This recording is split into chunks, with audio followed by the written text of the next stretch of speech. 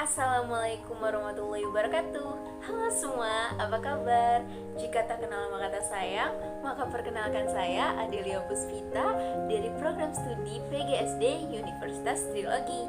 Yang alhamdulillah nih, di video kali ini saya akan membahas materi mengenai perkembangan sosio-emosi dan perkembangan bahasa dalam mata kuliah psikologi pendidikan, guna untuk memenuhi penilaian ujian tengah semester yang diampu oleh Ibu Febrianti Yuli, SPD IMPD. Perkembangan dapat didefinisikan sebagai suatu pola perubahan dan diartikan dengan serangkaian perubahan-perubahan progresif yang terjadi sebagai akibat dari proses kematangan dan pengalaman. Perubahan ini meliputi aspek fisik, aspek kognisi, dan aspek sosio-emosional. Jadi perkembangan bukan hanya sekedar perubahan beberapa sentimeter pada tinggi badan atau peningkatan kemampuan seseorang, melainkan sebagai suatu proses integrasi dari banyak struktur dan fungsi yang kompleks. Perkembangan sosio-emosional sendiri adalah kemampuan peserta didik untuk berinteraksi dengan lingkungan dan bagaimana peserta didik menyikapi hal yang terjadi di sekitarnya. Perkembangan sosial peserta didik ditandai dengan perluasan hubungan selain dengan anggota keluarga dan juga teman sebaya, sehingga ruang gerak hubungan sosialnya bisa bertambah. Tahap perkembangan emosi. Menurut Giblin, ada 5 tahap perkembangan emosi. Yang pertama, usia 0 hingga 8 bulan, yaitu terjadi ketidakseimbangan sensorik respon atau sensasi yang intens. Ekspresi mewakili kesenangan atau ketidaksenangan, serta istirahat dan ketegangan. Usia 9 hingga 12 bulan mengembangkan ketidakseimbangan yang dibawa, ada atau tidaknya orang lain. Keseimbangan dicapai dengan interaksi dan respon oleh tanggap yang lebih terorganisir.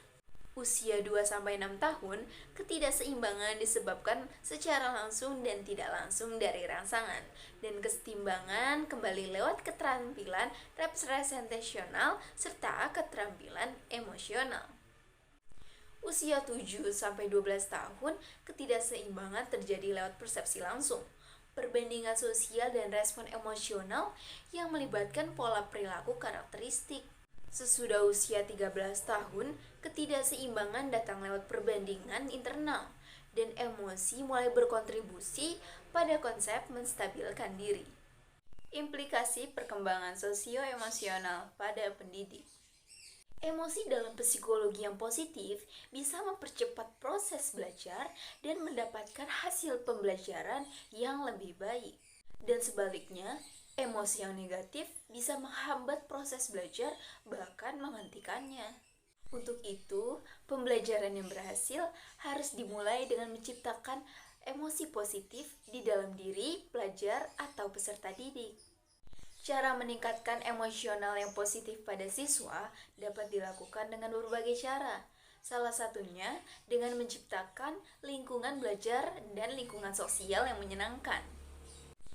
Perkembangan bahasa adalah meningkatnya kemampuan penguasaan alat komunikasi, baik secara lisan, secara tertulis, maupun dengan tanda-tanda atau isyarat-isyarat tertentu. Bermula dari masa infansi atau masa bayi, perhatikan hal-hal kecil yang bayi lakukan. Ketika bayi menangis, itu adalah mengekspresikan dirinya, dan itu mengandung banyak arti dan banyak hal, seperti mungkin dia lapar, haus, atau tidak nyaman, gerah, atau popoknya mungkin sudah penuh, dan sebagainya. Kemudian seiring dengan pertambahannya usia, kita akan melihat perkembangan yang terjadi pada anak. Setelah beberapa bulan, tangisan bayi mulai mereda, dan mereka mulai mengetahui nih, apa yang ada di sekelilingnya. Mereka mulai adanya ketertarikan untuk mendengarkan bunyi-bunyian.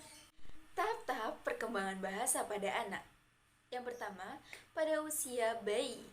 Umumnya, umur 3-6 bulan, ocehan yang paling sering dilakukannya adalah ma, pa, ba. Kemudian seiring berkembangnya usia dan waktu, mereka mulai bisa nih mengucapkan nama-nama orang yang dianggapnya penting, seperti mama, papa, kakak, kemudian binatang, pus, mbek, Kemudian ucapan selamat tinggal. Dadah. Tahap selanjutnya, usia rentan 18 sampai 24 bulan, mereka mulai bisa nih mengatakan pernyataan dengan dua kata. Seperti kakak di mana? Di mana ibu? Ada mobil. Seperti itu. Yang kedua, perkembangan bahasa pada usia dini. Sebelum memasuki usia sekolah, biasanya anak-anak mengalami kesulitan dalam mengatakan hal-hal seperti setrika, start. Nah, tapi pada usia ini mereka sudah bisa mulai mengucapkan kalimat-kalimat yang lebih dari dua kata. Misalkan, Ibu Budi pergi ke pasar dan ibuku berada di rumah. Yang ketiga, perkembangan bahasa usia menengah dan akhir. Pada usia menengah, anak-anak dalam menggunakan bahasa yang sebelumnya hanya berupa bentuk bahasa, sekarang menjadi isi dan penggunaan bahasa. Bahasa kreatif pada anak usia menengah dapat didengar dalam bentuk nyanyian atau dolanan. Pada usia akhir, anak-anak akan memperbanyak perbendaharaan kosakatanya dengan cara membaca berbagai tulisan, baik itu dari buku bacaan, majalah, maupun surat kabar, sehingga anak lebih mudah dalam hal menulis. Implikasi bahasa dalam kegiatan belajar mengajar. Apabila kegiatan belajar mengajar di kelas dilakukan dengan efektif, maka akan berdampak baik pada perkembangan bahasa anak. Namun apabila kegiatan belajar dan mengajar dilakukan dengan tidak efektif, maka hal itu bisa menjadi hambatan bagi perkembangan belajar anak. Untuk mendapatkan hasil belajar yang optimal, seorang guru juga harus bisa menggunakan bahasa yang komunikatif dalam menyampaikan pembelajaran pada peserta didik. Bahasa yang komunikatif di sini adalah bahasa yang sesuai dengan anak didik. Maksudnya adalah menggunakan bahasa anak, bukan bahasa orang dewasa. Baiklah, sekian pemaparan materi dari saya. Kurang lebih